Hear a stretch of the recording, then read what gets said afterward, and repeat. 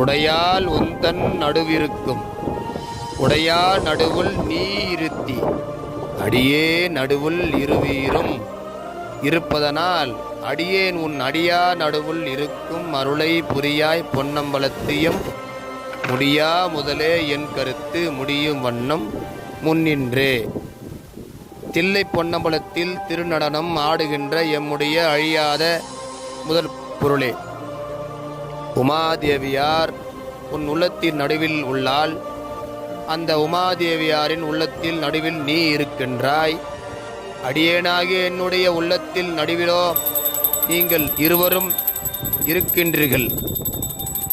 அவ்வாறு இருப்பதும் உண்மையானால் அடியேனாகிய யானும் உன்னுடைய அடியவர் கூட்டத்தின் நடுவில் இருப்பதாகிய அருளை தருவாயாக பரமருளே.